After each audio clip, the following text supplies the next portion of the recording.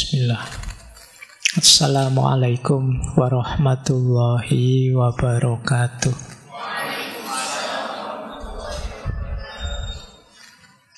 Bismillahirrahmanirrahim. Alhamdulillahi rabbil alamin. Assalatu wassalamu ala asyrafil anbiya'i wal mursalin Sayyidina wa maulana Muhammadin wa ala alihi wa ashabihi wa man tabi'ahum bi ihsanin ila yaumiddin. Amma ba'd. Bismillah, mari kita lanjutkan lagi ya belajar kita, ngaji filsafat kita. Malam hari ini kita masih ada di sesi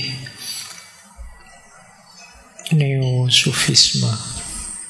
Untuk 1 bulan ini temanya itu mungkin materinya mirip-mirip, konteksnya saja yang berbeda-beda karena kita ketemu tokoh yang berbeda-beda. Semoga nanti tambah tokoh, tambah luas pemahaman kita tentang apa itu Neo-Sufisme. Baik, ambil nafas sebentar. Bismillah, berdoa, nawaitu. Niatnya pokoknya sinau, belajar saja, memenuhi kewajiban kita sebagai seorang muslim, sebagai manusia. Karena kalau kita ingin jadi manusia yang benar-benar manusia, jalannya tidak lain adalah belajar. Karena seperti yang saya bilang, manusia itu makhluk potensi. Jadi ada banyak potensi dalam diri kita. Cara agar potensi bisa aktual keluar itu belajar. Baik, bismillah, malam hari ini kita ketemu beliau Syah Waliyullah Ad-Dihlawi. Ada yang membacanya Ad-Dahlawi. Kalau di barat lebih banyak disebut Dehlawi. Ayo, saya tidak tahu teman-teman suka mana, Dihlawi, Dahlawi, apa Dehlawi. Ini apa, nisbah kalau dalam namanya disebut Dihlawi karena beliau berasal dari Delhi, India.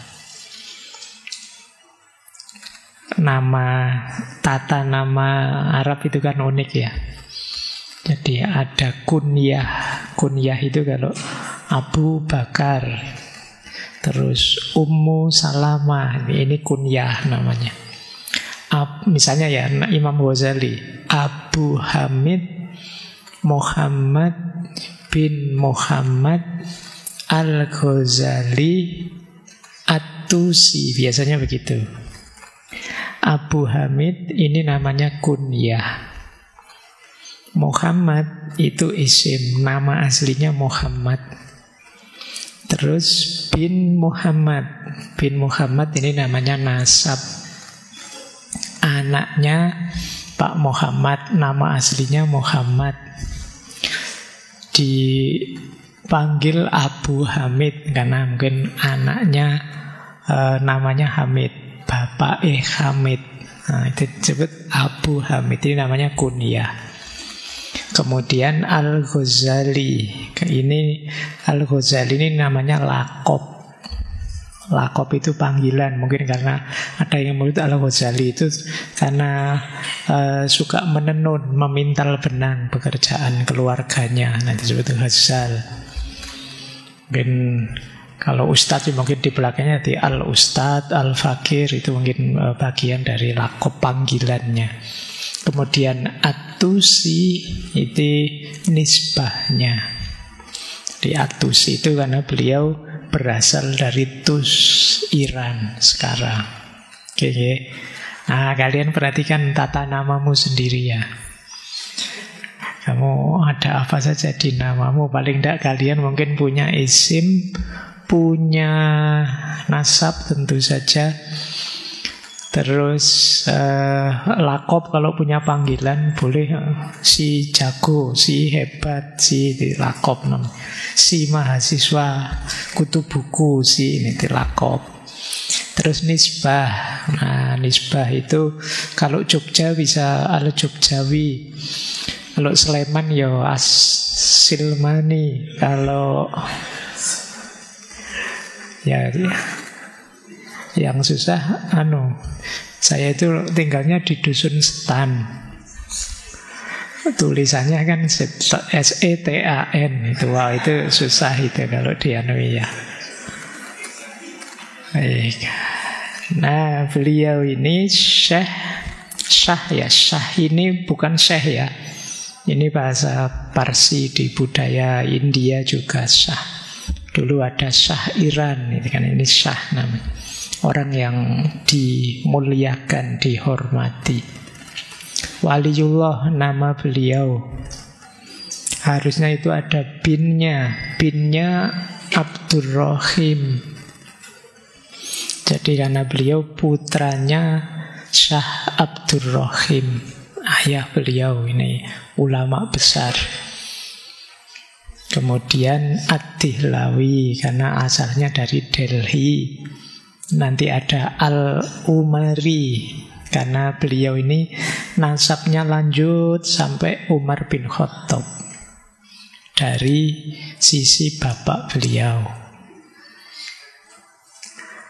Baik, beliau kelahiran 1703 awal ya, abad 18.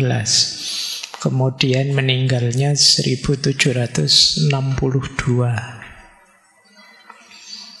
Ya karena dari keluarga ulama besar, punya sekolah sendiri namanya Madrasah Rohimiyah. Karena tadi ayah beliau namanya Syekh Abdurrahim. Jadi ada pusat pendidikan, kalau di kita mungkin pesantren yang terkenal sekali, namanya Madrasah Rohimiyah. Hafal Quran sejak usia 7 tahun. Kemudian ada yang bilang beliau ini saking pinternya sudah ngajar bahkan sebelum balik. Bisa dibayangkan ya, kalian sebelum balik masih layangan, masih itu dia sudah ngajar beliau. Karya-karyanya banyak, ada 50-an karya besar. Yang kalau bahasa saya, meletiknya beliau, titik baliknya beliau itu saat beliau 2 tahun belajar di Makkah dan Madinah. Itu di situ beliau banyak menggali keilmuan dari para tokoh besar, para ulama. 2 tahun belajar di sana, dan nanti beliau menulis di salah satu kitab beliau bagaimana beliau banyak sekali mengalami mimpi-mimpi pencerahan-pencerahan.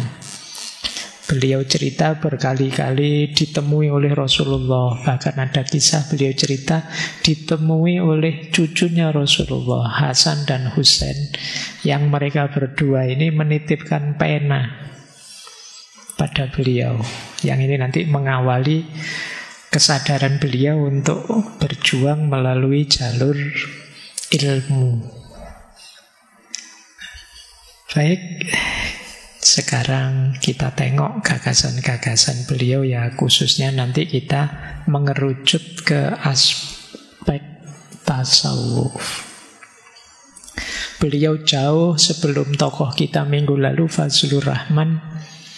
Tapi yang beliau praktekkan persis seperti yang diidealkan oleh Fazlur Rahman. Teman-teman nanti bolehlah, sekarang beberapa buku beliau bisa dicari lah di online, PDF-nya juga ada.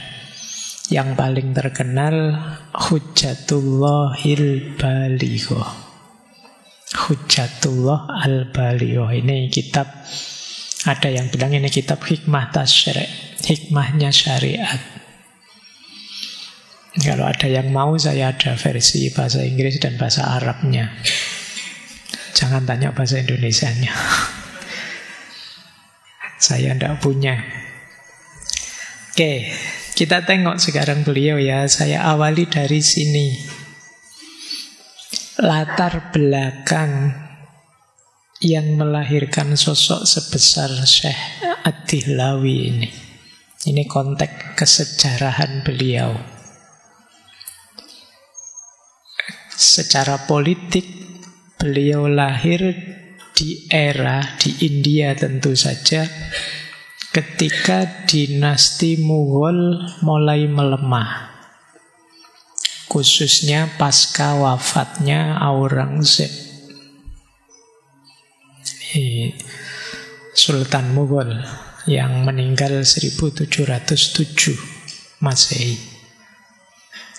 Jadi Mughal ini salah satu kekaisaran, kekhalifahan mungkin ya, Islam yang masih berdiri di abad 18. Jadi ada 3 dinasti di dunia Islam terakhir, yaitu Mughal di India, Safawiyah di Iran, kemudian Utsmaniyah di Turki.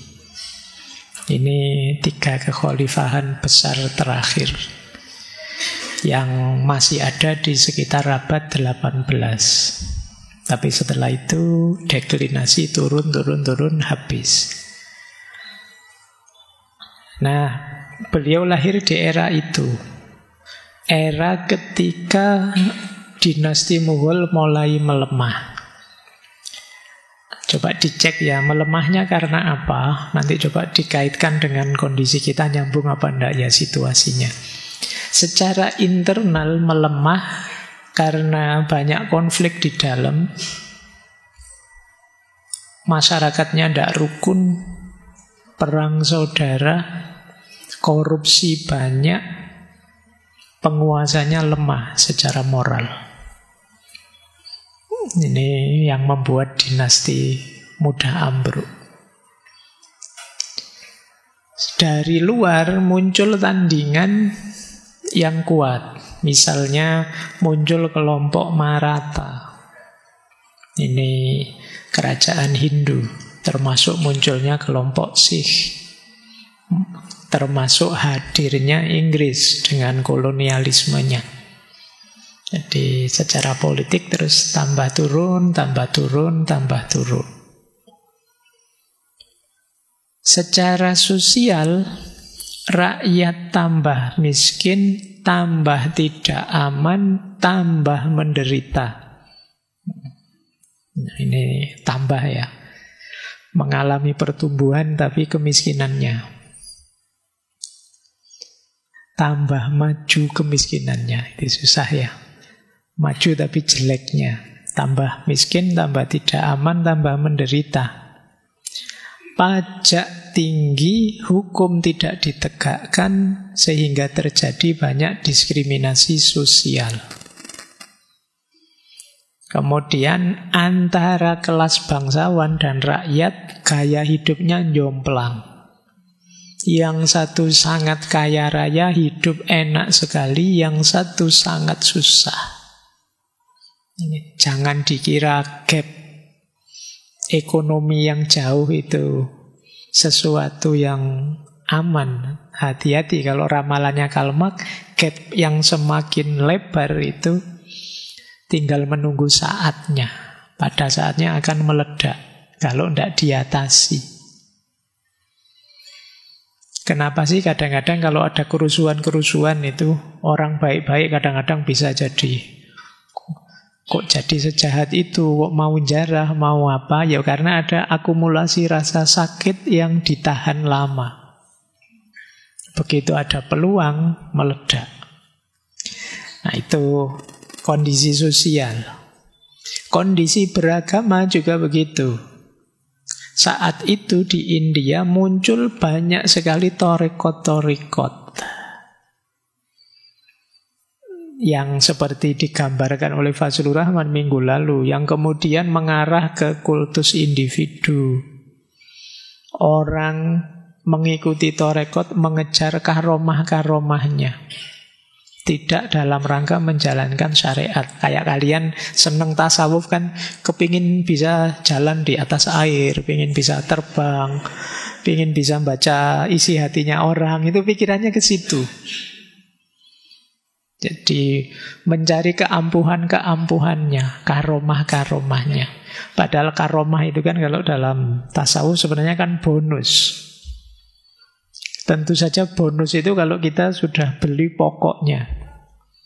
Beli HP bonus casing kan gitu. Nah karomah itu bonusnya. Itu ternyata saat itu banyak orang yang ngincer casingnya tapi tidak HP-nya. Jadi dengan syariat males. Kalau disuruh sholat mungkin Allah sholat itu biasa Pak, yang lain juga sholat. Pinginnya yang agak aneh. Jadi kalau sholat 5 waktu rasanya males-malesan, tidak ada rasanya. Tapi begitu disuruh bacalah wirid ini 1000 kali di malam hari, maka siapapun yang kamu lirik mesti nempel. Kamu semangat sudah. Kamu tidak tidur mau sudah kalau ada itu. Nah itu gejala itu muncul di India saat itu. Jadi masyarakat menganggap target itu ya jadi wali. Tidak perlu amal, tidak perlu ilmu.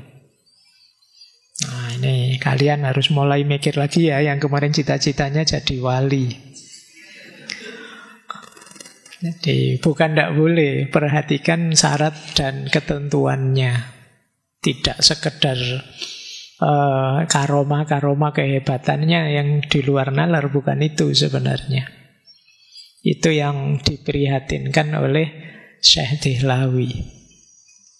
Sementara para ulamanya terpecah-pecah. Seolah-olah beda mazhab itu musuh. Seolah-olah beda aliran itu lawan.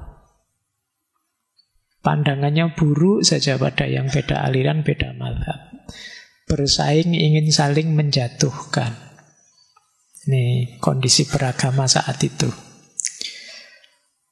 Nah, kondisi pendidikan mau lebih memprihatinkan. Saat itu umat Islam, kata Syekh Dehlawi, mode pendidikannya adalah mode taklid. Patuh saja, ikut saja. Mazhab-mazhab fikih dominan. Terus muncul semboyan pintu ijtihad sudah ditutup. Orang tidak berani ijtihad. Beraninya cuma mensyarahi, menafsirkan pikiran ulama mazhab yang sudah ada sebelumnya. Jadi ini yang disebut pendidikan mode taklid. Terus ada pemisahan antara ilmu agama dan ilmu umum. Ini terus yang sering dibahas belakangan ini kan ada dikotomi.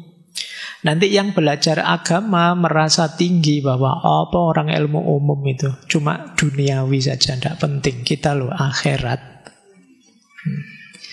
Yang ilmu umum juga gitu, lihat orang belajar ilmu agama. Apa ilmu agama itu masuk ilmu sih? Ilmu itu ya kayak kita ini loh yang ilmiah. Agama itu cuma kepercayaan saja. Semoga tidak ada yang kayak gini hari ini. Jadi yang umum memandang rendah yang agama memandang sesat yang umum. Jadi masing-masing merasa superior. Itu kondisi umat hari ini. Dan banyak pendidikan yang lebih fokus hafalan. Pengembangan nalarnya mandek. Bahkan mungkin belajar filsafat yang harusnya pengembangan nalar isinya hafalan. Ini harus saya ingatkan ya ke teman-teman. Kadang-kadang mungkin untuk kepentingan gaya, kalian lebih suka menghafalkan pikirannya para filosof. Stoik lo begini, Sokrates lo begini. Itu ya enggak apa-apa sih, bagus. Asal kalian paham tapi tetap kritis dan analitis. Tapi biasanya hafalan ini kamu pakai untuk pamer. Kalau ngobrol sama teman itu keluar stoiknya. Menurut Marcus Aurelius, kalau ngobrol itu dikeluarkan itunya. Jadi itu yang terjadi zaman itu ya India. Saya tidak tahu kalau sekarang. Jadi India abad 18. Coba perhatikan situasi itu ya. Saya tadi tak woco-woco itu kok hari ini masih relate.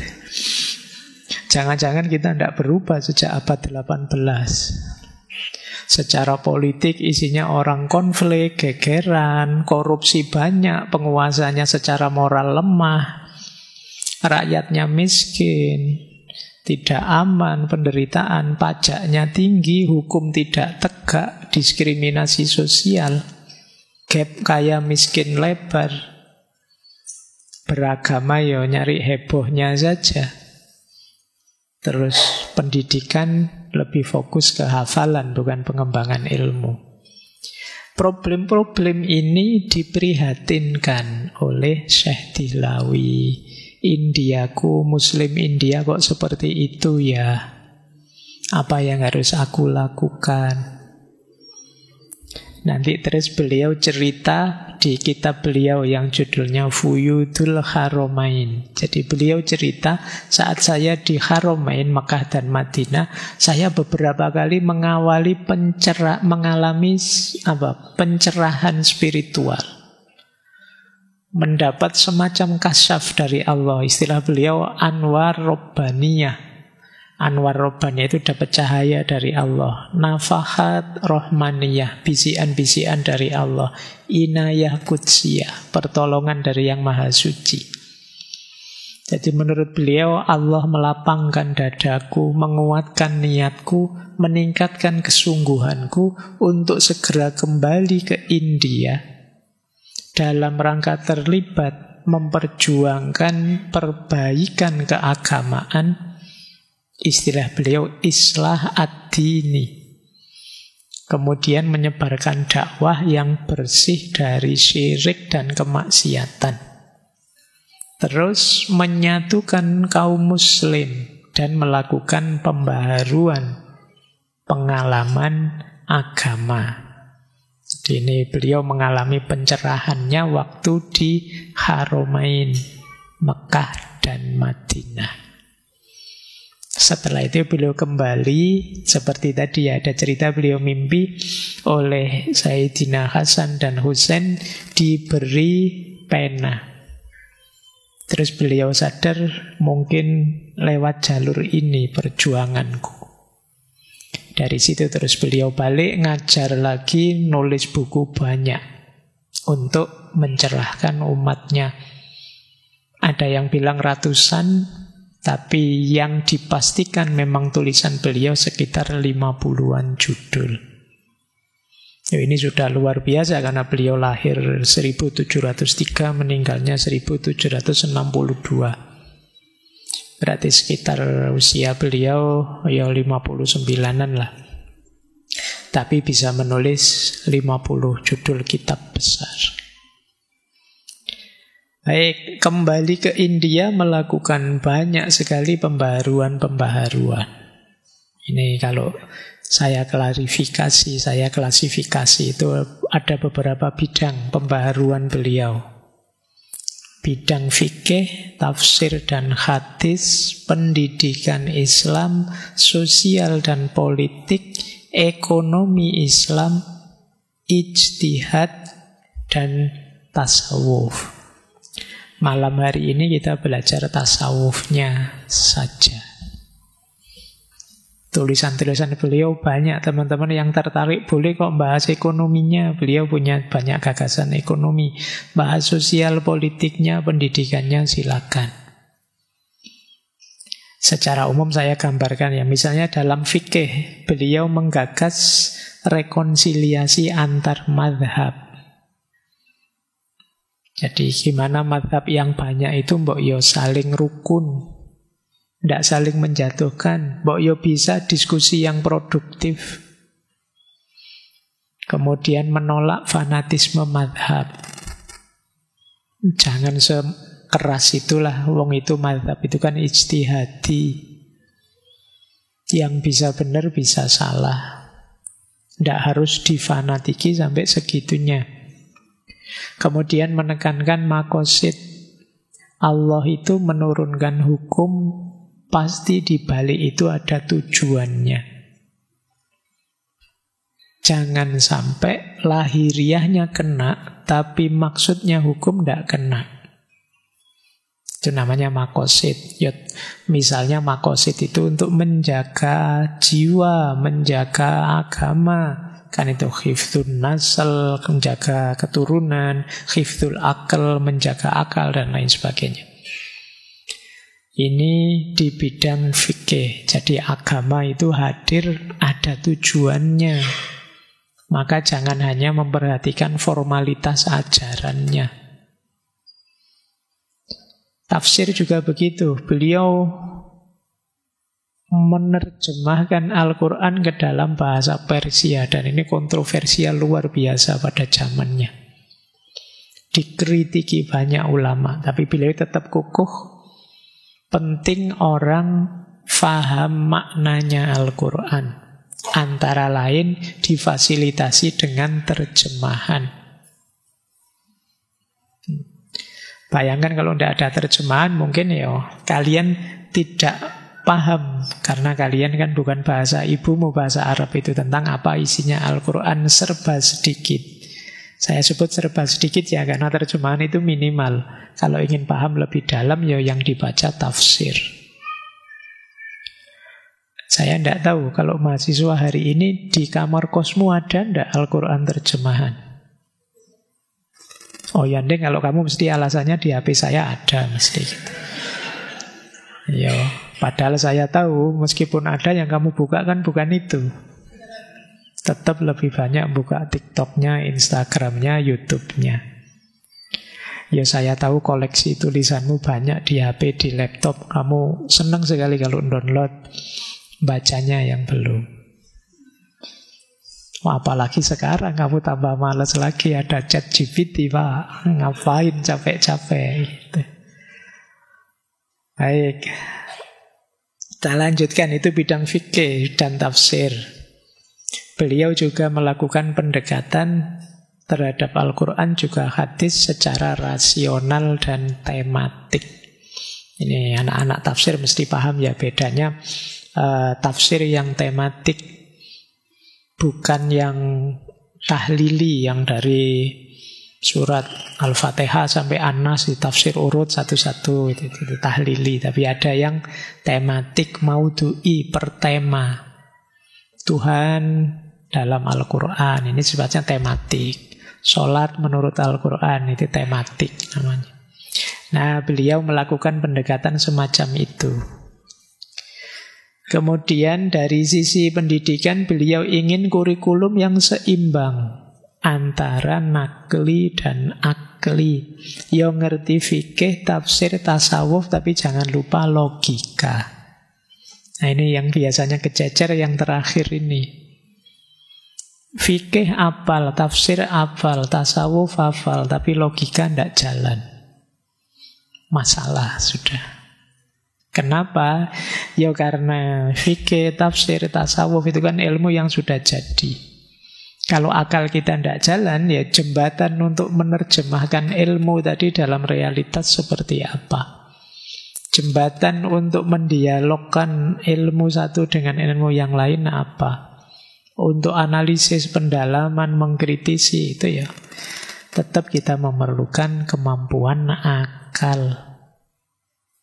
Itulah kenapa banyak filosof menyebut anugerah utama dari Allah pada manusia itu akalnya. Kita harus bersyukur karena oleh Allah dikaruniai akal. Itu fasilitas paling elit yang kita miliki. Sosial politik, beliau sangat getol menyerukan persatuan umat. Beliau juga kuat mengkritik moralitas penguasa. Jadi beliau itu sering ngirim surat kepada penguasa. Termasuk beliau yang menggerakkan rakyat untuk melawan kolonialisme Belanda.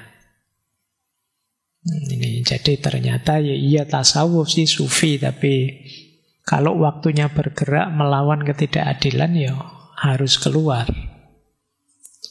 Kemudian dalam aspek ekonomi beliau menyerukan keadilan, pemerataan, keadilan distributif, termasuk mengkritisi kesenjangan sosial dan ekonomi.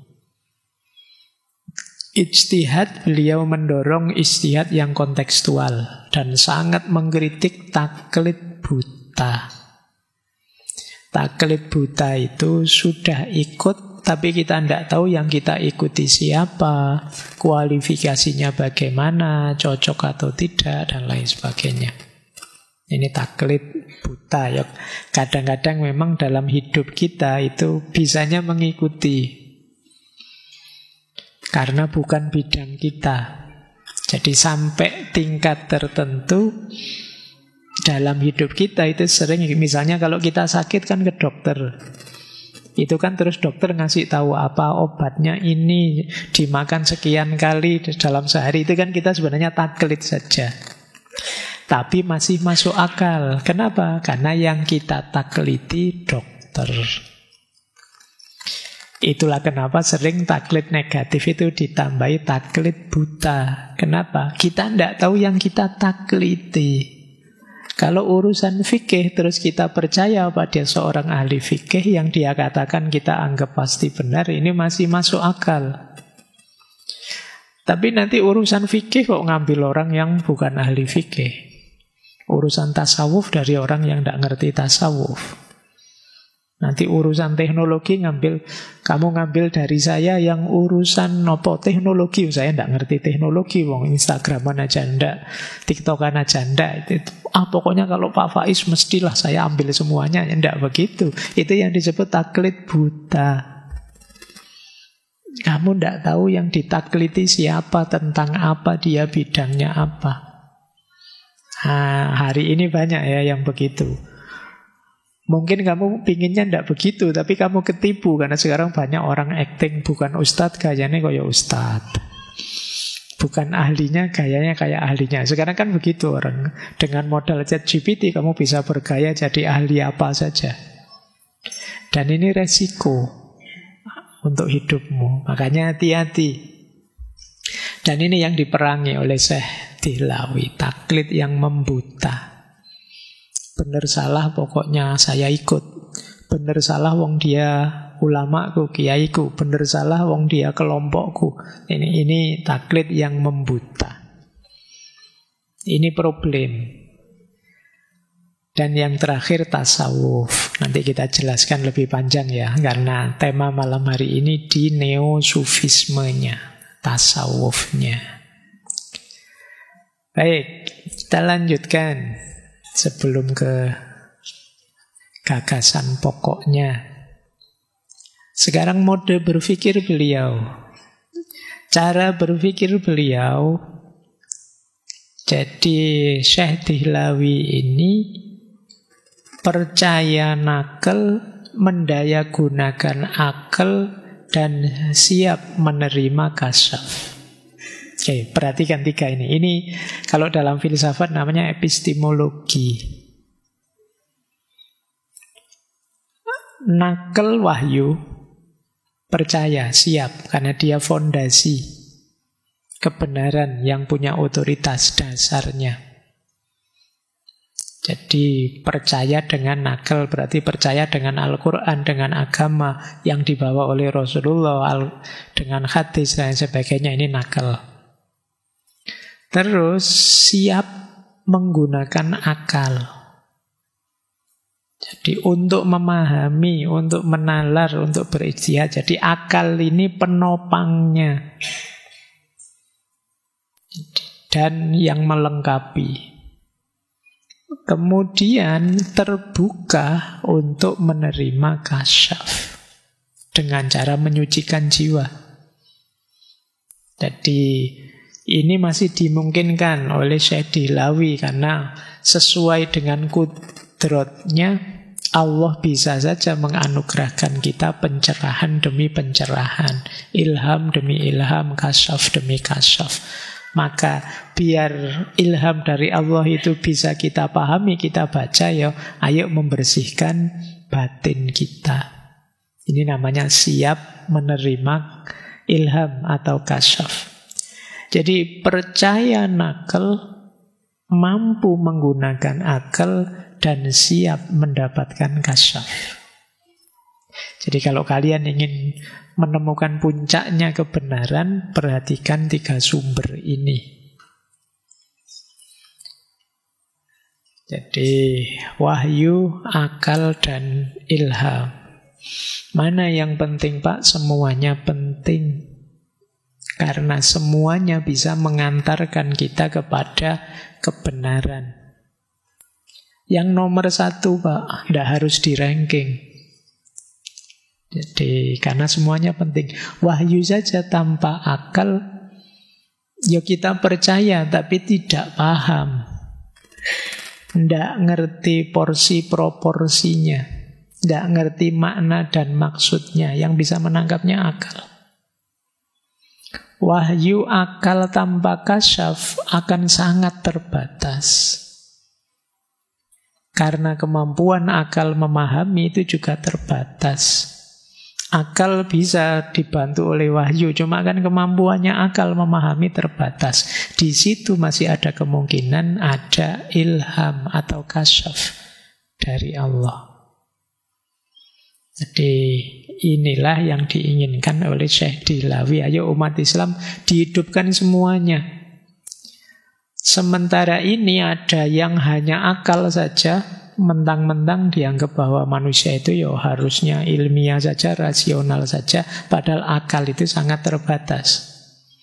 Atau ada yang bilang nakal saja, wahyu saja. Loh gimana wahyu bisa bunyi kalau akalnya tidak bisa memahami?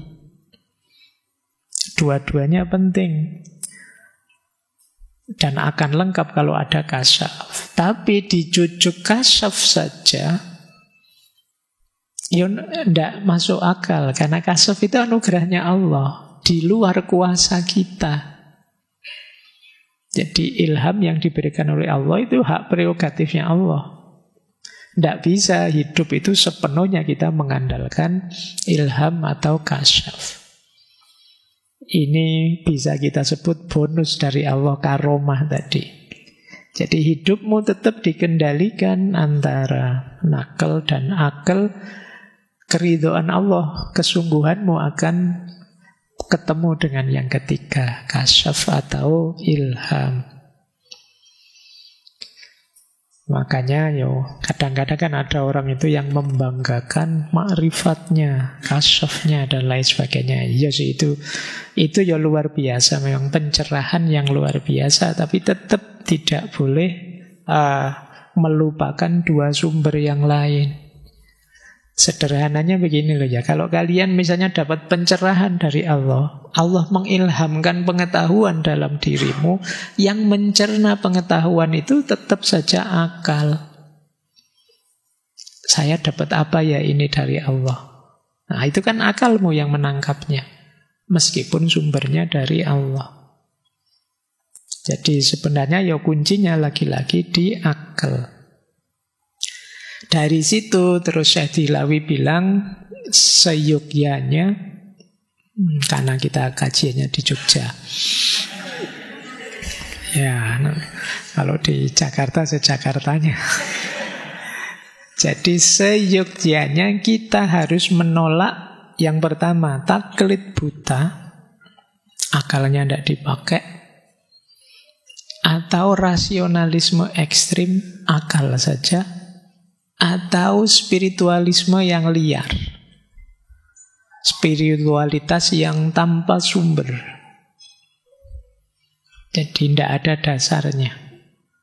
Nah ini masalah 3 ini. Jadi jangan jadi orang yang taklid buta, rasional ekstrim, menganggap bahwa akal bisa menyelesaikan segalanya, lupa bahwa akal itu ada keterbatasannya, atau spiritualisme yang liar.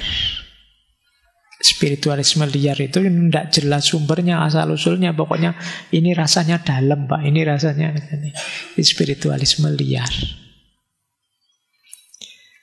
Nah, mari berpikir dengan 3 alat tadi menuju 3 hal.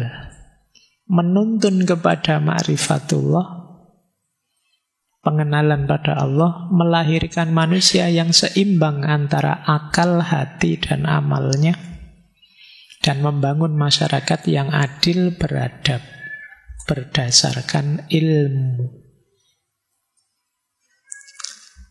Ini mode berpikir beliau. Kita lanjutkan. Oh, ini tulisannya cilik-cilik ini. Tidak apa-apa, yang nanti kalian foto, kalian copy. Ini sebenarnya penjelasannya simple. Dalam pandangan Syekh Dihlawi, ada 2 jenis hikmah.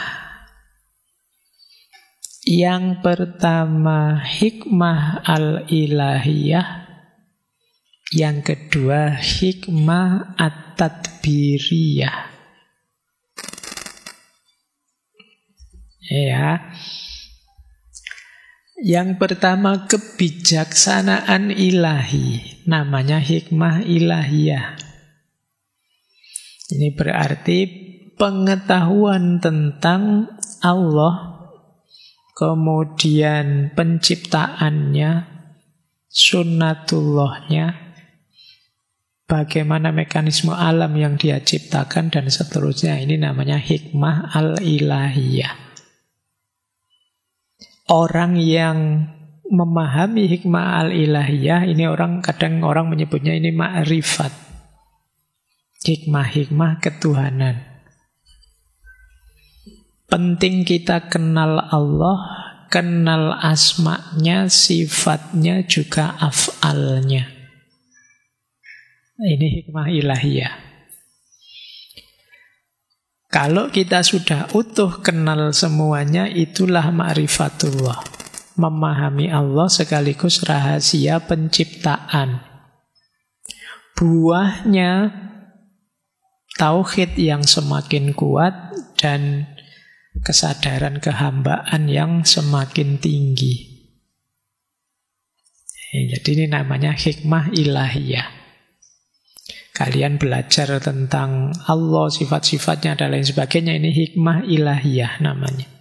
Belajar agama, fikih, cara beribadah, itu hikmah ilahiyah. Nanti ada hikmah tadbiriyah. Hikmah tadbiriyah ini kebijaksanaan yang berhubungan dengan pengaturan hidup. Namanya hikmah tadbiriyah. Gimana caranya hidup yang baik sebagai individu, sebagai masyarakat, sebagai bangsa seluruh dunia. Gimana hidup sosial, politik, etis, ekonomi yang baik. Gimana struktur masyarakat, keluarga, negara, hukum yang adil, yang maslahat, yang bertatanan sosial. Ini disebut hikmah tadbiriyah. Ya. Jadi kalau hikmah ilahiyah itu sederhananya berhubungan dengan tanggung jawab kehambaan. Hikmah tadbiriyah berhubungan dengan kekhalifahan. Gimana kita mewujudkan keadilan di muka bumi? Gimana kita mewujudkan kerukunan sesama manusia? Gimana kita bisa saling menolong, saling membantu? Gimana kita jadi manusia yang berakhlak sesama kita? Namanya hikmah tadbiriyah. Jadi ada 2 kategori hikmah. Yang pertama hikmah ilahiyah, yang kedua hikmah tadbiriyah. Itu kalian boleh ya. Mungkin kalian ada yang punya daftarnya ngaji filsafat. Itu kan temanya macam-macam itu. Bulan lalu kita banyak bahas uang dan kekayaan. Itu hikmah tadbiriyah. Gimana kita mengelola alam ini. Sebelumnya kita membahas para sufi tentang cinta ilahiyah. Itu hikmah ilahiyah. Dipilah 2. Karena ini nanti ada hubungannya dengan tanggung jawab kita di hadapan Allah, baik sebagai hambanya maupun khalifahnya. Ini 2 hikmah ini saling nyambung. Hikmah ilahiyah kalau diwujudkan dalam keseharian akan melahirkan hikmah tadbiriyah. Bagaimana caranya menghidupkan tauhid dalam kehidupan sosial. Misalnya, ini hikmah tadbiriyah. Akarnya hikmah ilahiyah. Sebaliknya, hikmah tadbiriyah itu sumbernya harus hikmah ilahiyah. Biar tidak ngawur. Biar tidak liar. Biar tidak suka-suka saya sendiri dong Pak. Gitu. Nah, biar ada akarnya. Jadi kalau pakai bahasa lain ya, tanggung jawab kehambaan itu nyambung dengan tanggung jawab kekhalifahan. Kita itu kan sering disebut jadi hambanya dan sekaligus jadi khalifahnya. Itu sebenarnya satu paket, tidak bisa satu-satu. Jadi kalau saya menjalankan tanggung jawab kehambaan, di antara tanggung jawab kehambaan itu jadi khalifah yang baik. Kalau saya menjalankan tanggung jawab sebagai khalifah, di antara cara jadi khalifah yang baik adalah kesadaran ilahiyah.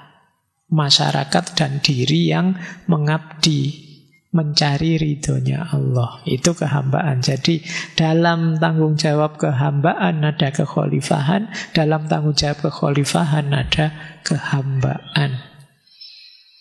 Tidak bisa dipecah-pecah. Makanya kemarin judul buku saya itu Menjadi Manusia, Menjadi Hamba. Itu sebenarnya satu paket. Kalau ingin jadi manusia yang baik, ya kamu harus sadar kehambaanmu. Dan kalau kamu ingin jadi hamba yang baik, jadilah manusia yang baik.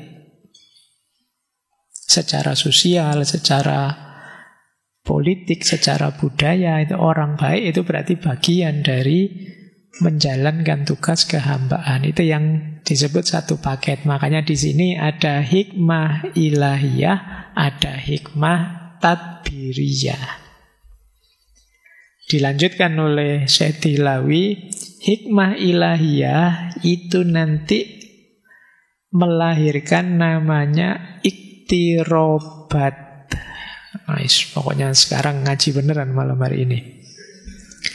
Dengarkan istilah-istilah ini nanti diulang ya. Iktirobat itu sama dengan mukoroba, sama dengan takorub, dari kata mendekat. Apapun yang kita lakukan untuk lebih dekat dengan Allah, itu namanya iktirobat. Zikir, menyucikan jiwa, menempuh jalan rohani, itu iktirobat. Ya. Nah, sebaliknya, ini belum saya detailkan ya. Hikmah tadbiriyah melahirkan namanya irtifaqot. Ya, jadi ada iktirobat, ada irtifaqot. Irtifaqot itu hikmah tadbiriyah.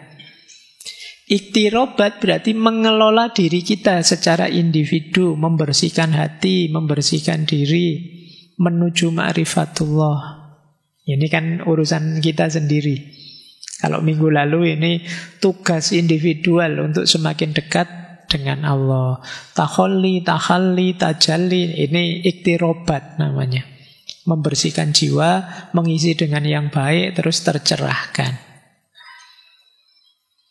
Dekat dengan Allah, menjadi insan kamil, kebahagiaan rohani, dan lain sebagainya, itu iktirobat. Kita harus menghidupkan hikmah ilahiyah tadi melalui iktirobat. Sementara yang hikmah tadbiriyah melalui irtifaqot. Ini dari satu akar kata dengan rifq, artinya lemah lembut. Jadi ini melambangkan tanggung jawab sosial tadi, kekhalifahan. Irtifaqot itu tahapan hidup sosial manusia dan lembaga-lembaga yang lahir darinya untuk mencapai kemaslahatan. Nanti beliau punya teori irtifaqat itu ada 4 level. Irtifaq awal, irtifaq sani, irtifaq salis, irtifaq robi. Jadi ini level ya. Sederhananya begini, hidup kita di dunia ini secara sosial ada 4 jenjang. Yang pertama hidup berkeluarga. Ini yang paling dasar untuk memenuhi kebutuhan primer. Terus yang kedua hidup bermasyarakat, satu komunitas. Yang ketiga lebih luas lagi, hidup berpemerintahan. Mungkin ada satu kotanya sekarang sudah ada. Dan yang keempat, irtifaq robi, itu di satu negara yang besar, kekhalifahan yang besar. Jadi ada 4 level. Yang 4-empatnya harus dikelola dengan baik. Ya berkeluarga, ya bermasyarakat, ya hidup dalam pemerintahan tertentu, atau yang keempat dalam negara tertentu. 4-empatnya harus baik.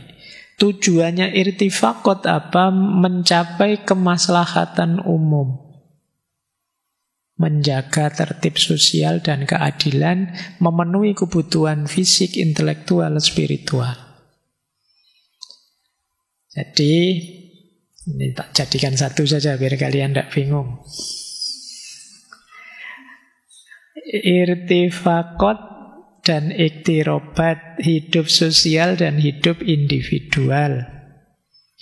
Kalau irtifaqat itu sosial politik, iktirobat itu spiritual ruhaniyah. Yang satu lahiriah, kolektif bersama-sama, yang satu batiniyah, personal, sendiri-sendiri. Irtifaqat menuju kemaslahatan seluruh dunia, keadilan, kemajuan umat. Kalau iktirobat itu menuju kedekatan kepada Allah, penyucian jiwa.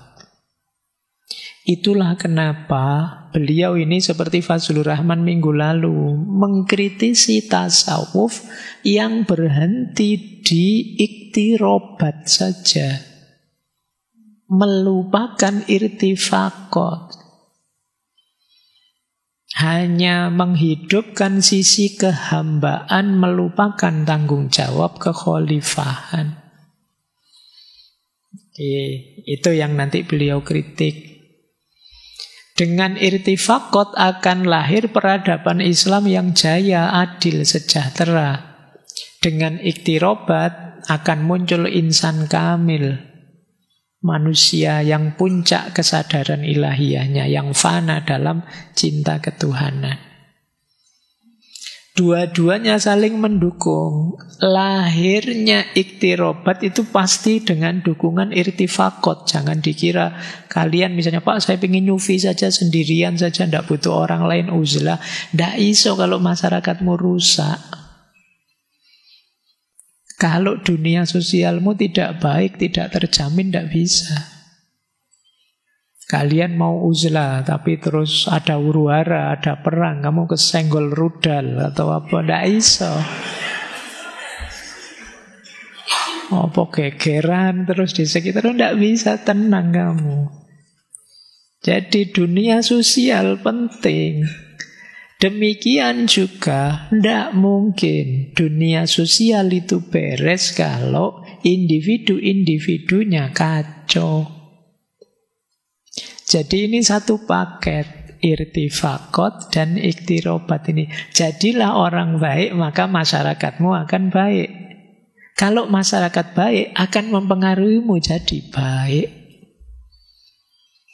Nah, masyarakat itu tadi loh, mulai keluarga, kemudian lingkungan, kemudian kota, kemudian negara. Loh, 4 ini.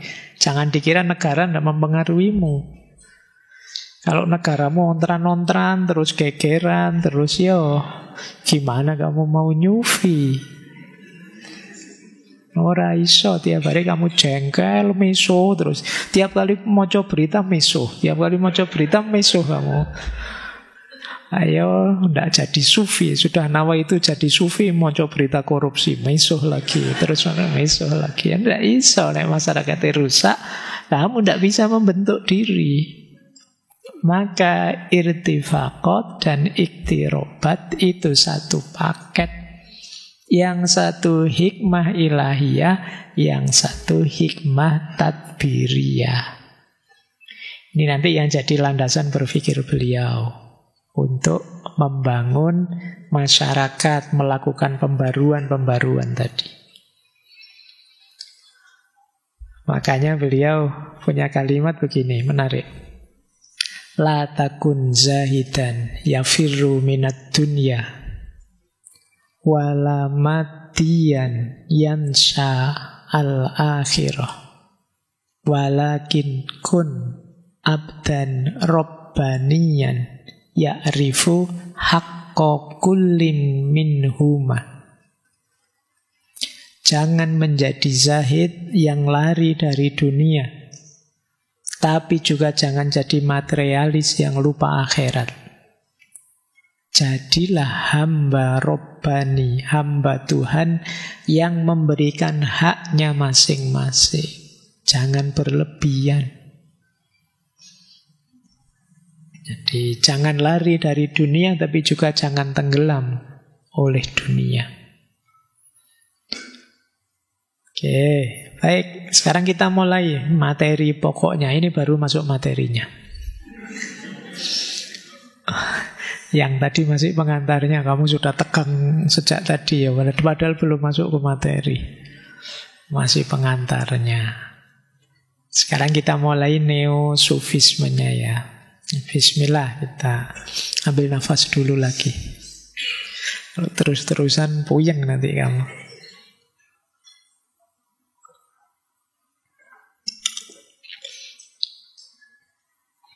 Oke ya, sebelum kita dalami, kita cek dulu prinsip-prinsip apa sih yang menurut beliau penting untuk pembaharuan tasawuf.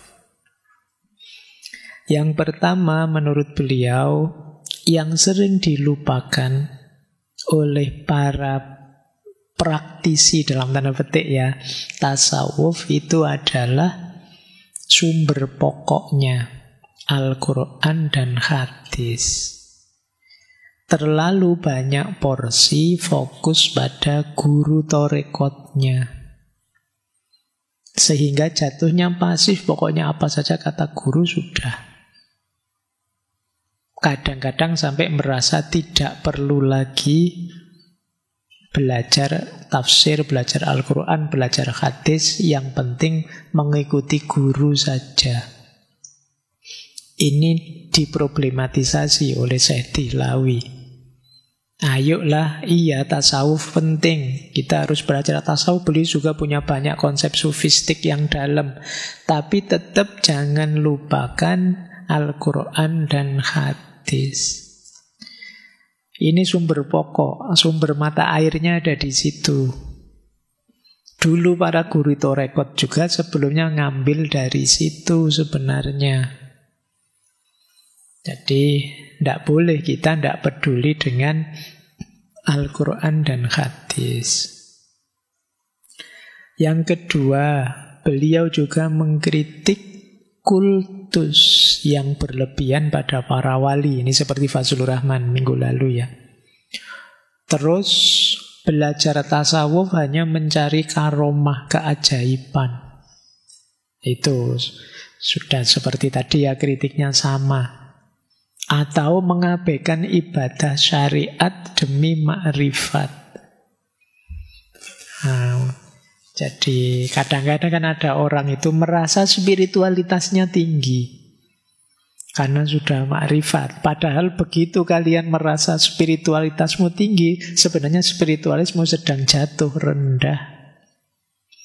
Kenapa? Ya karena rasa tinggi itu sebenarnya makom yang paling rendah. Bahkan kamu mengalami kejatuhan drastis.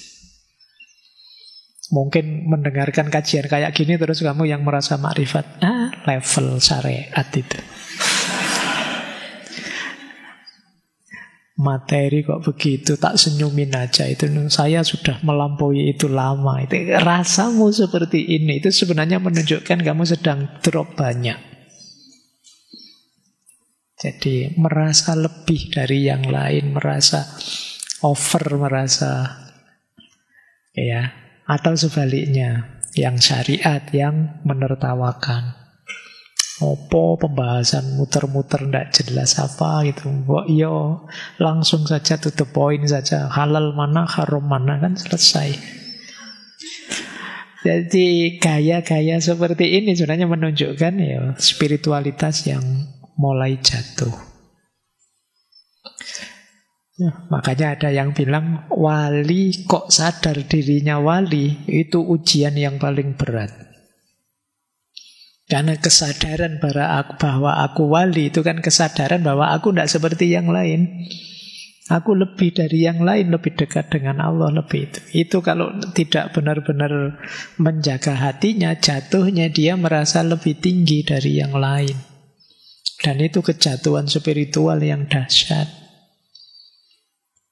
Jadi makanya banyak wali itu yang lebih milih mastur. Mastur itu terhijab saja, biar tidak ada orang tahu. Berat kalau orang lain tahu. Biar saja saya direndah-rendahkan, dianggap tidak level, tidak apa-apa. Karena kalau tahu, berat juga buatku. Wong ngeladeni perasaanku sendiri saja susah, apalagi ngeladeni pujiannya orang, ngeladeni itu luar susah. Nah itu maka yang kedua kata Sayyidina Ilawi, yuk mulai ya kita menghindarkan diri dari terlalu berlebihan. Fokus ke karomah lah, ke ma'rifat lah dan lain sebagainya. Kata beliau sebenarnya kewalian itu bukan sesuatu yang eksklusif. Kewalian itu anugerahnya Allah. Bukan sesuatu yang bisa kita banggakan capaianku, ndak, anugerahnya Allah saja. Diberikan oleh Allah pada yang memang diridhoi olehnya.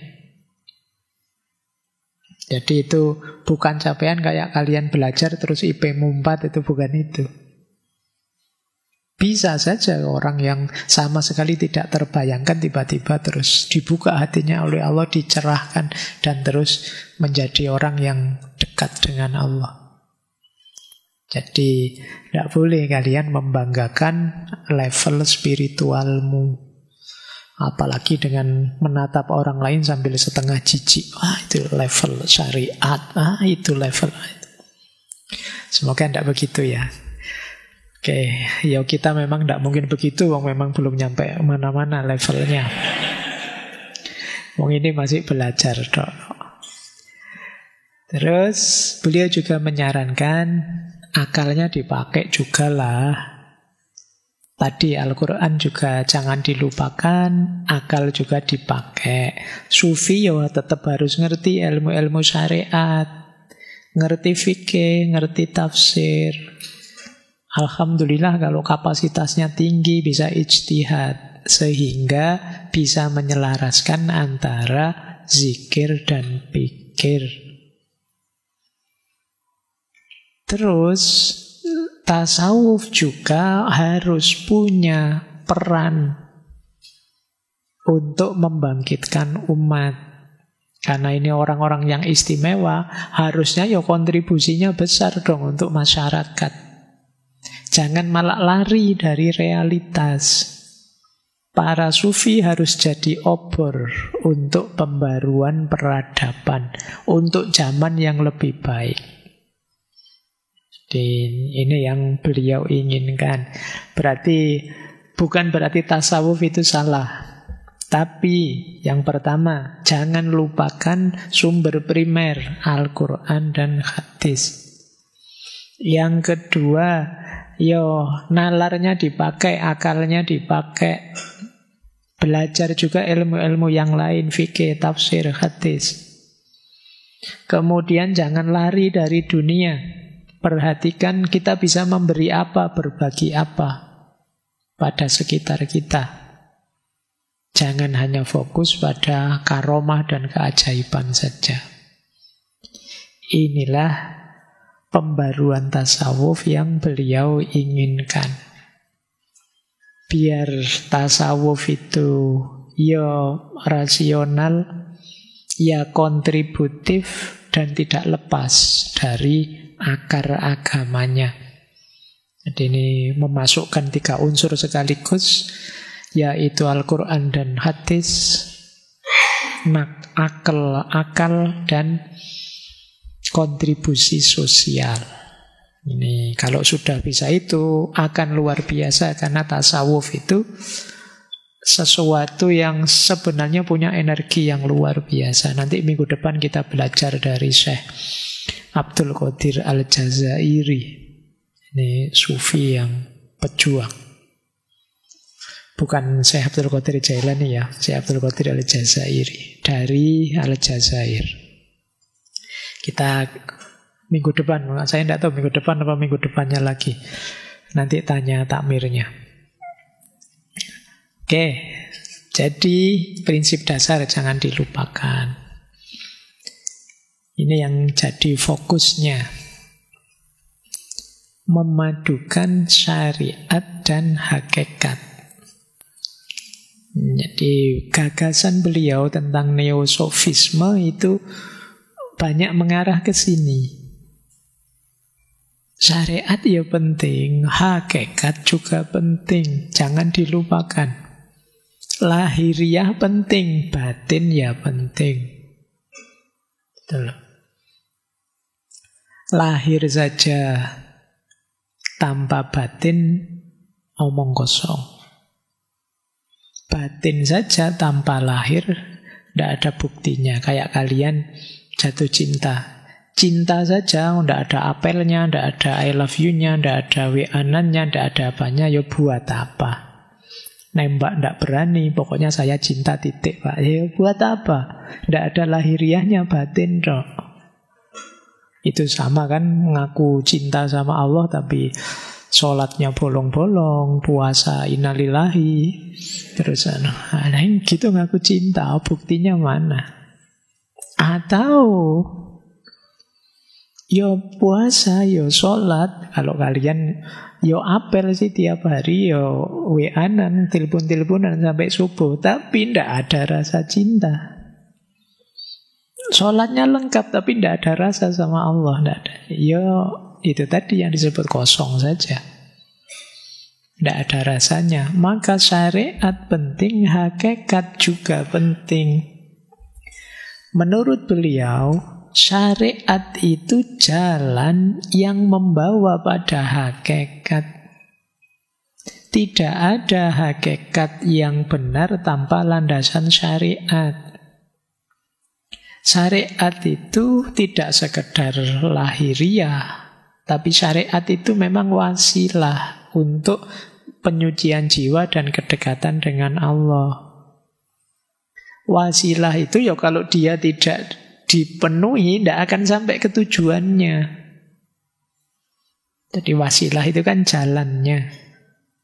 Kalau kalian mau masuk ke ruangan ini, jalannya itu ada sekian jalan. Masuk saja lewat situ, bisa nyampe sini, itu wasilah. Pak, saya ke dalamnya sih mau, tapi lewat pintunya tidak mau. Ya tidak mungkin bisa nyampe. Jadi syariat jalan yang bawa pada hakikat. Dan hakikat itu, apakah itu makrifat, mahabbah, atau kesadaran batin, itu bukan berarti meninggalkan syariat, tapi buahnya syariat. Nanti ada uraian panjang beliau di situ. Jadi yang pertama, rumusnya syariat adalah jalan yang bawa pada hakikat, tidak ada hakikat tanpa syariat. Yang kedua, kesempurnaan seseorang kalau dia bisa menyatukan lahir dan batin, hukum dan hikmah, ritual dan cinta. Lahirnya ya, batinnya ya, hukum ya, tapi hikmah juga ya, karena kalau hukum tanpa hikmah kering. Ritual ibadah ya, tapi cinta juga ya. Dengan inilah nanti kita bisa menikmati iman. Agama itu jadi bisa kita nikmati. Tidak sekedar beban dalam hidup. Dan kadang-kadang rasanya agama itu kayak beban. Jadi, aduh ini diperintah lagi ini, diperintah lagi. Agama itu kayak beban. Tidur enak-enak adzan, diperintah sholat ini. Jadi sana beban. Oke ya. Jadi kenapa kita merasa beban? Ya karena kita mungkin hanya melihat sisi lahiriahnya, tidak menghayati dalamnya. Kalau ada rasa cinta, kalau sadar hikmah, kalau batinnya terlibat tidak hanya lahir, ya ibadah itu nikmat. Syariat itu bisa mengantarkan kepada Allah. Jadi argumen kedua ini. Jadi kelengkapan seseorang dalam beragama itu ya lahir ya batin, ya hukum ya hikmah, ya ritual ya cinta. Beliau juga mengkritik beberapa sufi. Tidak semuanya. Yang pertama, sufi yang merasa kalau sudah makomnya tinggi, yang bawah tidak penting lagi. Kalau sudah sampai hakikat, syariatnya tidak wajib lagi. Ini beliau kritik. Kenapa? Ya karena kalau ninggal syariat tidak mungkin nyampe hakikat. Tidak ada logika kalau sudah sampai hakikat tidak perlu syariat lagi. Kalau syariat ditinggal ya hakikat hilang. Yang kedua, yang dikritik para sufi yang hanya mengejar kasyaf dan karomah. Ini juga beliau kritik, tadi sudah banyak dijelaskan. Yang ketiga, menurut Syekh Dihlawi, kasyaf itu tidak bisa menggantikan wahyu. Kasyaf itu anugerahnya Allah, ilham dari Allah. Yang karena sumbernya sama-sama dari Allah, pasti isinya sama dengan wahyu. Kalau ada yang beda, perlu dicek siapa yang bisi. Jangan-jangan sumbernya bukan Allah. Kalau tiba-tiba sekarang kamu sholat tahajud terus ada suara, kamu sudah anak soleh, besok boleh libur sholat subuhnya sehari gitu. Itu pasti bukan Allah. Karena sama kan pernah ada ceritanya Syekh Abdul Qadir Jailani kan begitu. Tiba-tiba ada setan yang ngeprank beliau. Jadi beliau sedang ibadah malam, terus iblisnya dari jauh bilang, kamu wali besar, orang soleh, sekarang engkau berhak melakukan apa saja, sudah mampu. Itu langsung dimaki oleh Syekh Abdul Qadir Jailani, wahai iblis, jangan engkau menggodaku. Jadi kalau ada suara-suara seperti itu, pasti bukan Allah. Kalau ada yang nabrak wahyu, pasti bukan. Karena ilham dari Allah, wahyu dari Allah. Maka konfirmasikan dengan wahyu, karena dia tidak bisa menggantikan wahyu. Kata Syekh Dihlawi, semua makom rohani harus diuji dengan syariat. Konsep seperti ini, seperti kata Fazlur Rahman minggu lalu, Rasulullah sendiri yang jadi teladannya. Rasulullah itu ya dunia ya akhirat, ya syariat ya hakikat. Rasulullah yang sangat dekat dengan Allah, bahkan sampai bicara berdua min waroi hijab, tapi juga Rasulullah ya masih sholat, masih puasa, masih zakat. Jadi ini teladan pemaduan syariat dan hakikat. Itu ya Rasulullah. Rasulullah itu ketika ada sahabat yang bilang, wahai Rasulullah, saya ingin sholat malam saja, tidak tidur-tidur. Yang satu bilang, wahai Rasulullah, saya akan puasa saja, tidak ada hari tidak puasa. Yang terakhir bilang, wahai Rasulullah, saya akan mempersembahkan hidup untuk agama, saya tidak akan menikah. Pokok ibadah terus. Dan tiga-tiganya dimarahi oleh Rasulullah. Rasulullah tidak berkenan pada tiga-tiganya. Rasulullah bersabda, aku ini nabi, tapi aku ya tidur ya bangun. Jadi malam hari ya tidak hanya sholat malam, tidak hanya melekan ibadah, tapi ya ada tidurnya. Tapi bukan melekan main game apa melekan itu ya ibadah. Yang puasa juga begitu. Aku puasa, aku juga buka puasa. Ndak kok puasa terus-terusan. Dan aku menikah. Jadi di situ terus Rasulullah bilang, waman rohiba an sunnati falaisa minni. Semua tadi sunnahnya Rasulullah. Kalau kalian tidak suka begitu, ya tidak termasuk kelompokku. Karena itu, menurut beliau, asyari'ah wal haqiqah amroni mutalazimani. La yumkinu fahma akhadihima alat tamami bidunil akhor. Syariat dan hakikat adalah dua hal yang saling terkait. Tidak mungkin memahami salah satunya secara sempurna tanpa memahami yang lain. Baik, saya lanjutkan karena ini materinya masih panjang. Nah, ini mungkin yang menarik ya. Beliau mengkritik konsep wahdatul wujud. Meskipun tidak mutlak. Ada yang ingin beliau luruskan dari wahdatul wujud itu. Jadi Syekh Waliullah mengkritik dua ekstrim dalam tasawuf. Yang pertama, monisme absolut khas wahdatul wujud, yang menganggap bahwa Tuhan dan makhluk itu satu kesatuan. Yang kedua, orang yang anti tasawuf sama sekali, anti pengalaman rohani. Ini dua-duanya ekstrim. Jadi iya tasawuf itu penting, tapi tidak sampai bablas segitunya punya pandangan wahdatul wujud. Tapi jangan kemudian anti tasawuf sama sekali. Diluruskan oleh beliau begini loh. Yang pertama, istilah.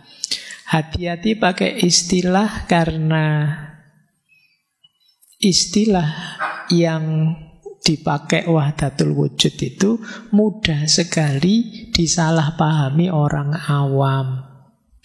Orang yang tidak ngerti dengan istilah wahdatul wujud bisa saja terus memahami berarti wujudku dan wujudnya Allah itu satu.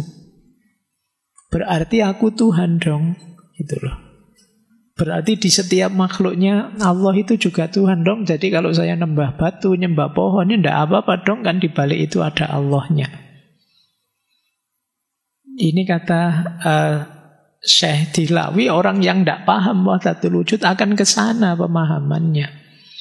Makanya hati-hati kalau pakai istilah. Kalau Syekh Dilawi sendiri dia suka pakai istilah tajalli, nurullah, atau martabat wujud. Nah, bagaimana benarnya menurut beliau begini loh. Wahdatul wujud itu bisa diterima kalau yang dimaksud adalah yang pertama, rasa yang dirasakan oleh sufi, setiap pengalaman keagamaan. Jadi kalau kita sedang mengalami dekat dengan Allah, kita akan sadar bahwa satu-satunya wujud itu ya hanya Allah. Kita ini hanya mungkinul wujud. Jadi kita itu tidak ada, yang ada hanya Allah. Seperti kalau kalian jatuh cinta, pikiranmu, hatimu itu kan tidak tentang dirimu, tapi tentang yang kamu cintai. Sejak tadi kajian kamu tidak mikir siapa-siapa, yang dipikiranmu yang kamu cintai, makanya kamu madhep sana terus sana itu. Tidak penting tadi ngajinya paham apa enggak. Nah itu kenapa sibuk dengan yang kamu cintai. Masuk warung pun kamu lihat menu yang dipikiranmu, wah kalau dia sukanya menu ini, menu itu dia. Jalan-jalan di mall, kamu cowok tapi ngeliriknya ke baju cewek karena kamu tahu wah dia suka yang model ini, model itu. Pikiranmu sibuknya dengan dia. Itu yang menurut Syekh Dilawi, kesatuan semacam ini bisa diterima. Kalau kita sedang sangat jatuh cinta, hadirnya Allah sangat dalam diri kita. Yang kedua, wahdatul wujud itu kita memahami bahwa segala sesuatu di alam ini hakikatnya adalah ayat-ayatnya Allah. Yang kalau kita melihat itu terus membawa kita pada kesadaran ilahiyah. Lihat gunung, begitu indahnya, Allahu Akbar. Allah itu betapa maha detailnya kalau menciptakan, betapa maha indahnya. Jadi bukan kok gunung itu Allah, tapi gunung itu ayatnya Allah. Bukan kok aku ini Tuhan, tapi kita sebagai manusia itu adalah ayatnya Tuhan. Ketika kita melihat apapun, terus kita larikan itu pada penciptanya. Allah lah yang menghadirkan itu. Allah lah yang membuat begini. Nah, kalau yang ini tidak masalah. Jadi bukan yang bahwa ini semua adalah Tuhan. Jadi, kalau di filsafat namanya panteisme. Jadi beliau mengkritik panteisme. Baik, jadi ini salah satu cara beliau untuk memoderasi tasawuf. Jadi samakan manunggaling kawula Gusti kalau dalam bahasa Jawa itu bukan kok rakyat dan raja terus kumpul semua di keraton sana. Manunggal jadi satu. Ndak, maksudnya gini loh. Maunya raja itu sama dengan maunya rakyat. Sehingga bisa bersama-sama mewujudkan kemakmuran, mewujudkan gemah-ripah loh jinawi. Bayangkan kalau maunya raja dan maunya rakyat ndak sama, ya mesti clash. Nah, begitu kawula dan Gustinya sudah satu visi, satu pandangan, enak untuk memajukan kerajaan. Itu makna-makna wahdatul wujud. Baik. Masih kuatkah? Tidak apa-apa ya, tak anggap kuat gitu aja kalian. Mumpung libur, kalau tidak libur kan besok ada kuliah lah mungkin. Sekarang kan mumpung libur ya, meskipun kemarin nilainya jelek, tidak apa-apa lah. Sing penting sinau. Nah, pada akhirnya beliau punya konsep insan kamil.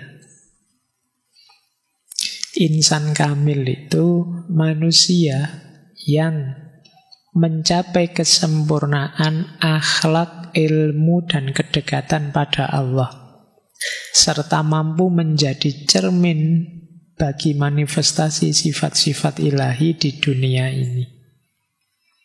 Sederhananya, insan kamil itu orang yang ilmunya matang, spiritualitasnya dalam, dan kemanfaatan sosialnya luas. Itu insan kamil.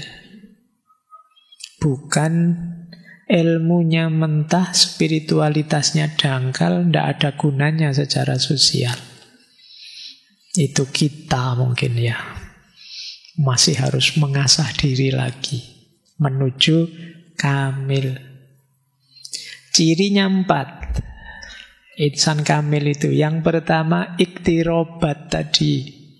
Orang-orang yang dekat dengan Allah. Yang kedua, tidak melalaikan syariat. Yang ketiga, dialah yang menjadi cermin sifat-sifat ilahiyah. Cermin sifat ilahiyah itu Allah adil, kita juga bisa mengupayakan keadilan di muka bumi. Allah Rahman Rahim, kita juga hidup dengan penuh cinta dan kasih sayang. Allah As-Sabur, kita dalam hidup juga penuh kesabaran. Itu namanya cermin sifat-sifat ilahi. Kalau dalam tasawuf disebut takhollak bi akhlakillah. Dan yang keempat, pemimpin peradaban, irtifaqot tadi. Jadi yang awal iktirobat, pada akhirnya irtifaqot. Mereka inilah agen perubahan sosial, membawa keadilan dan kemaslahatan dalam hidupnya manusia. Contoh ideal prototipenya Rasulullah Nabi Muhammad. Inilah insan kamil namanya. beliau ini termasuk tokoh yang banyak mempengaruhi para pembaharu seperti Jamaluddin Al-Afghani, Muhammad Abduh, termasuk Muhammad Iqbal. Karena memang ide-ide awalnya semacam ini. Lanjut. Nah, ini saya ingin melanjutkan nanti ke kitab beliau ya.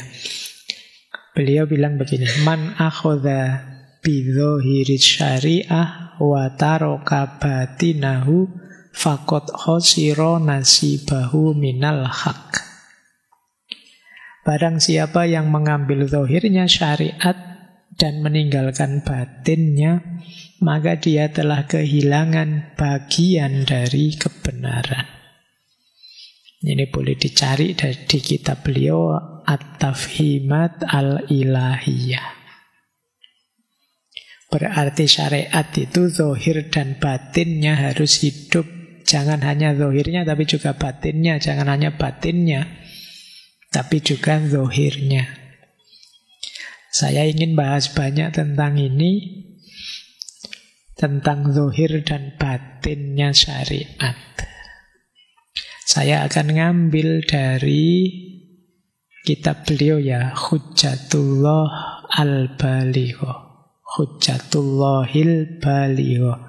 Sisa 30-an menit kita akan ngambil beberapa bagian dari kitab itu, mengkaji makna batinnya syariat. Kalau lahirnya kan sudah ada. Baik, ini bagian terakhir ngaji kita ya, melihat makna batin. Nanti kita akan bahas mulai toharoh, sholat, zakat, puasa, haji, dan amal soleh. Semoga nyampe ya 30 menit, materinya panjang. Nggak apa-apa wis. Akan lebih indah kalau kalian juga nanti ngakses bukunya langsung. Hujjatullah Al-Baligha. Saya awali dari sini. Makna batinnya bersuci, wudu dan mandi. Beliau punya beberapa filosofi yang menarik tentang ini. Yang pertama begini, manusia itu secara fitrah punya kerinduan kepada kesucian, termasuk kesucian rohani dan spiritual. Kita itu ada kerinduan tersendiri pada kalau kita melakukan salah, misalnya dosa, itu kan batin kita kotor dan hidup kita mesti tidak nyaman, tidak tenang. Kenapa begitu? Manusia itu punya fitrah, suka kebersihan, suka kesucian. Oleh karena itu, ya syariat agama untuk bersuci, apakah itu wudu, apakah itu mandi, itu sesuatu yang sebenarnya cocok dengan fitrah. Saya tidak membayangkan, mungkin kalian kalau tidak ada kewajiban sholat subuh, mungkin bangun tidur kamu tidak akan cuci muka. Bisa saja langsung nongkrong di meja makan terus nyemil apa. Karena ada syariat sholat terus kamu wudu. Jadi ini dimensi batinnya. Jadi ada sisi fitrah bahwa kita itu punya kecenderungan kepada kesucian. Dan itu antara lain secara lahiriah diwujudkan dengan wudu. Yang kedua, najis. Itu kan kencing lah, apalah. Ini kata beliau ada pengaruhnya terhadap kejiwaan kita. Misalnya kita kena najis, itu mungkin tiba-tiba kita gelisah, kita murung, kita tidak nyaman. Kalau sudah bersuci jadi ringan. Ini rahasianya bersuci. Bayangkan kita merasa, jangankan gitu, sandal kita nginjek apa di luar itu kotoran, itu tidak kena loh, itu sandal kita, tapi kita kan risih, tidak nyaman. Terus kita cepat-cepat dibersihkan, kadang kamu gosok-gosok di batu, apa-apa di bawah itu, kamu tidak nyaman, sandalmu bukan dirimu itu. Jadi berarti apa? Loh, kenyamanan itu kan jiwa, berarti kotor itu mempengaruhi jiwamu. Coba ya kamu rasakan kamar kosmu sebelum dibersihkan. Wawut-awutan tidak karu-karuan. Dan setelah kamu bersihkan, cerah, bersih, suasana hatimu bisa berubah. Atau mungkin kamu ubah-ubah posisinya dan lain sebagainya. Itu suasana hatimu bisa berubah. Jadi itu bagian dari kecenderungan fitrah manusia kepada kebersihan. Setelah suci, setelah bersih, ringan hatimu, nyaman. Ini yang wudhu sesuci dan lain sebagainya. Beliau terus bilang lagi, syahwat. Syahwat itu, ini nanti hubungannya dengan mandi ya. Mandi besar maksudnya. Saya tidak tahu kalian sudah ngalami apa belum. Nah, syahwat itu biasanya berefek ke tenggelamnya jiwa dalam sifat kebinatangan yang paling kuat. Yang bahkan kata beliau bisa menghapus efek latihan rohani bertahun-tahun. Kamu anak soleh yang luar biasa, tapi kalau sudah nafsunya muncul, itu sudah lupa dengan kesolehanmu, wis. Dan ini hasrat kebinatangan. Kata beliau seperti binatang terlatih yang liar kembali. Seperti kuda yang sangat patuh, tiba-tiba waktunya kawin, ketemu pasangannya, dia akan liar. Nafsu itu seperti itu. Maka kata beliau, kalau orang setelah berhubungan seksual yang normal ya, bukan yang tidak boleh yang itu, terus mandi besar, ghusl itu bukan hanya membersihkan fisik, tapi apa? Memulihkan kembali spiritualitas yang tadi tersingkirkan. Bersih fisiknya, tapi terus balik lagi. Karena ketika kalian di puncak-puncaknya nafsu, itu kebinatanganmu lebih menonjol. Nah, kembali lagi pada kesolehan. Makanya mandi. Bukan urusan biar segar lagi. Siapa yang tidak mandi? Oke ya, baik. Terus, Pak kok pakai air, Pak? Kata Syekh Dihlawi, air adalah elemen penyuci paling kuat yang efeknya langsung dirasakan oleh jiwa. Jadi, wong ada gantinya tayamum kan kita tidak terlalu nyaman. Tetap yang lebih kuat itu air. Kalau tayamum kan cuma substitusi saja sementara kalau memang saking tidak adanya. Jadi maka menurut beliau mandi dan wudhu itu adalah sarannya penyadaran diri, membangkitkan rohani dari kelalaian. Seperti orang yang dibangunkan dari pingsannya, kata beliau. Baik, nanti dibaca di Hujjatullahil Baligha. Sholat agak mirip seperti wudhu tadi. Kita itu seringkali jiwa kita bersentuhan dengan namanya Al-Haram Al-Qudsi. Rasa agungnya Allah. Kayak teman-teman itu loh, kadang-kadang merasa spiritual sekali, merasa dekat sekali dengan Allah, merasa ada momen-momen itu momen Al-Haram Al-Qudsiyah. Ya biasanya sih cuawaan kurang ajar, tapi pasti ada momen-momen saya, ya Allah hidupku ini anugerahmu yang luar biasa. Ini momen-momen Al-Haram Al-Qudsiyah. Momen ketika kita takjub dengan keagungannya Allah. Tapi terus ketika kembali lagi nakal, kembali lagi ke dunia nyata, kita kok nggak kayak kemarin ya rasanya, nggak kayak itu kerinduan eksistensial namanya. Dan sholat bisa jadi obatnya. Jadi sholat mendekatkan lagi kita pada pengalaman kesucian. Kita sedang berhadapan dengan Allah, dengan keagungannya, kebesarannya. Yang di situ kalau istilah beliau, kita itu dalam sholat berkembang dari rendah ke semakin rendah dan ke yang paling rendah. Berdiri, rukuk, terus sujud. Jadi gesturnya orang sholat itu gestur orang yang memasrahkan dirinya sepenuhnya. Diawali dari rukuk. Rukuk itu kan penghormatan, menunduk. merendahkan diri. Dilanjutkan sujud, terusan sujud itu sudah menempatkan wajah ke tanah, sudah tunduk total. Nanti diakhiri dengan tahiyat. Tahiyat itu bersimpuh, pasrah sudah sepenuhnya. Hidupku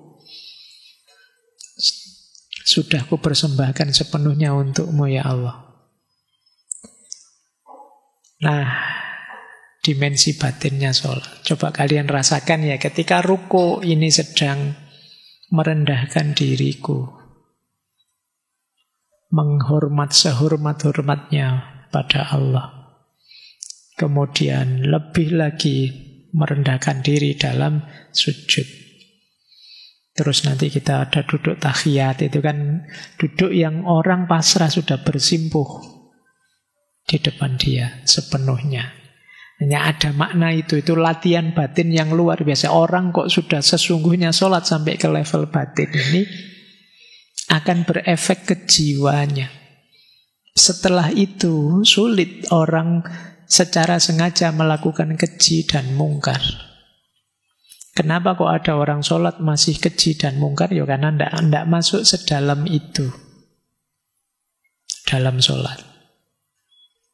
Sholatnya formalitas. 4 rakaat 2,5 menit. Gimana bisa merasakan? Oke ya. Nah, kata beliau sholat itu paket lengkap. Ada perenungannya, ada mengasah hati, dan juga ada aktivitas fisiknya. Oke, baik. Dan efek sosialnya ada. Sholat itu bisa mencegah kerusakan masyarakat karena dia memperbaiki budi. Sholat tadi ya, tanha anil fasya wal mungkar.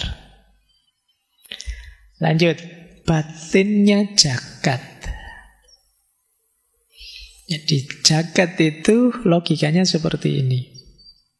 Kata beliau menggambarkan ketika orang miskin, tidak punya apa-apa, punya kebutuhan, kemudian dia berdoa, atau dia mengeluh dalam hatinya.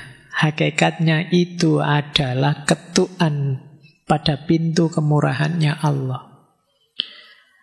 Bagaimana Allah menjawabnya? Apa langsung menurunkan uang atau tidak? Allah lalu mengilhamkan dalam hati orang-orang yang bersih untuk menanggapi. Kalau orang ini benar menanggapi, dari situ berkahnya Allah akan meluber padanya. Kenapa sih logikanya orang itu? Kalau dalam Al-Quran barang siapa bersedekah itu akan dilipat gandakan sampai 700 kali. Logikanya begini. Ada banyak orang yang membutuhkan berdoa, minta pada Allah. Terus salah satu jalan Allah mengabulkannya adalah dengan mengetuk hati kita, buka hati kita untuk berbagi pada yang miskin tadi. Kalau kita turuti isyarat dari Allah di hati kita itu, sudah saya beri mereka, saya bantu mereka, maka Allah akan memberi berkah sebanyak mungkin dalam diri kita, karena kita jadi jalan rezeki bagi dia. Jadi logikanya seperti itu. Nah, dilanjutkan. Logika pertama itu. Logika kedua, cinta harta ini salah satu variabel yang sering merusak diri kita, bahkan yang paling kuat. Jiwa kita itu sering rusak kalau sudah urusan cinta harta. Satu-satunya obat apa? Adalah mengorbankan harta. Mengorbankan harta itu memisah keterikatan kita dengan harta. Itu rahasianya zakat. Maka dalam zakat ada rahasia pembersihan diri. Kadang kita bingung, yang dibersihkan harta kita kok, yang bersih diri kita. Iya, karena dengan zakat, dengan sedekah kita sedang nyapih keterikatan nafsu kita pada harta. Di situ makna batinnya zakat. Ada juga makna naklinya sih dari hadisnya Nabi. Tidak ada yang menolak takdir kecuali doa, tidak ada yang menambah umur kecuali kebajikan. Jadi di antara tips untuk menjauh dari kebinasaan, masalah, kehancuran adalah sedekah, termasuk zakat. Termasuk kalau ada orang sering jatuh dalam dosa karena kalah oleh hawa nafsu, latihanlah berbagi sedekah. Ini akan banyak membantu. Secara sosial, sedekah zakat saat dibutuhkan oleh masyarakat, kalau kita berbagi pada sesama, itulah nanti jalan turunnya rahmat kolektif. Nah, mungkin ada rahmat yang individual. Nah, ini rahmat kolektif untuk semua masyarakat. Jadi kata Syed Dilawi, yuk nanti bisa mengimbas ke seluruh masyarakat. Kalau isinya orang baik 1, 2, 3, ya rahmat itu akan diratakan ke semuanya. Itu yang disebut rahmat kolektif. Kalau puasa, sederhananya begini, manusia itu ada sisi hewaninya, ada sisi kemalaikatannya. Nah, sisi hewani ini sering menghalangi upaya kita untuk tambah dekat dengan Allah. Maka harus kita latih, harus kita sapih juga. Jalan paling mudah adalah puasa. Dengan puasa, sisi hewani kita tambah lemah, tapi sisi malakut, kemalaikatan, tambah kuat. Kemudian puasa juga menyembuhkan penyakit hati. Kemudian menjernihkan akal sehingga bisa mengendalikan tubuh, bukan lagi mengikuti nafsu. Kemudian latihan disiplin diri, memperkuat kendali batin atas dorongan jasmani. Ini manfaat individualnya. Ada lagi rahasia sosialnya. Kalau satu komunitas rutin puasa, ini berarti komunitas ini tangguh, kuat, bisa menahan diri. Otomatis setan terbelenggu.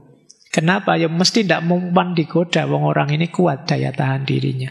Pintu surga terbuka, pintu neraka tertutup. Ini sebenarnya konsekuensi logisnya. Puasa juga membuat kita bisa melakukan perlawanan terhadap budaya yang merusak.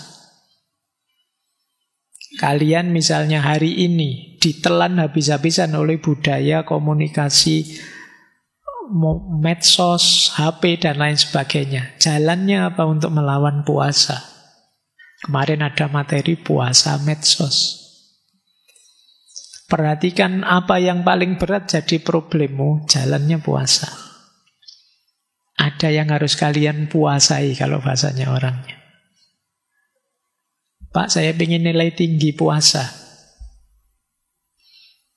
Waktu makan, waktu minum, waktu senang-senang kamu sisihkan ganti untuk belajar.